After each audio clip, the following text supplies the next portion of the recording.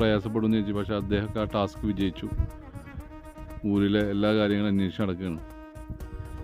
എന്താണ് രണ്ട് വാക്ക് ഞങ്ങളെ ഊര് മൂപ്പം ഉരിയാടിയാലും എന്താണ് ഇവിടുത്തെ കാര്യങ്ങളെ കുറിച്ച് പറയാനുള്ളത്?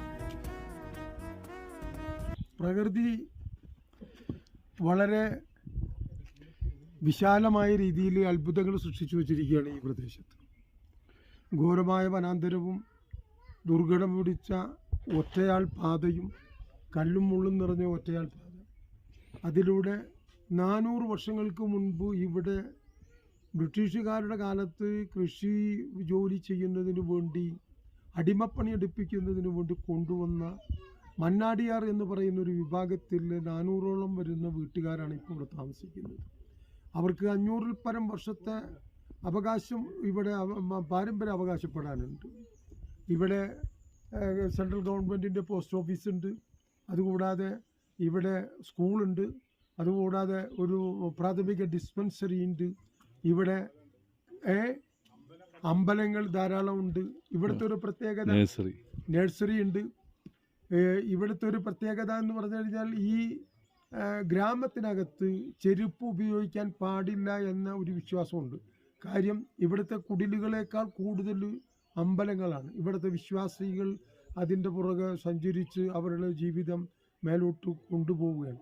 കക്ഷി രാഷ്ട്രീയമില്ല, ജാതി വർഗ വെറിയില്ല, എല്ലാവരും സന്തുഷ്ടരാണ്. ഇവിടെ എല്ലാവരും ഐക്യപ്പെട്ടു പോവുകയാണ്. കറണ്ടുണ്ട്, TV ഉണ്ട്, അതുപോലെ തന്നെ വാർത്താമാധ്യമങ്ങളുടെ സംവിധാനങ്ങളുണ്ട്. പക്ഷേ ഇവിടെ എത്തിച്ചേരുക എന്നുള്ളത് വലിയൊരു ടാസ്ക്കാണ്. അത് നമ്മുടെ ജീവിതത്തിൽ ഒരിക്കലെങ്കിലും പ്രകൃതിദത്തമായ ദൈവതമ്പുരാൻ ഒരുക്കി വച്ചിരിക്കുന്ന ഈ കൗതുകങ്ങൾ കാണാൻ ഒരവസരം നമ്മുടെ സുഹൃത്തുക്കളൊക്കെ ഉപയോഗപ്പെടുത്തണമെന്ന്. ഇവിടെ വന്നു കഴിഞ്ഞാൽ നമുക്ക് മറ്റു തലങ്ങളിലൊക്കെ ചെന്നാൽ നമുക്ക് കാണാൻ കഴിയുന്ന ഒട്ടേറെ ആർട്ടിഫിഷ്യലായി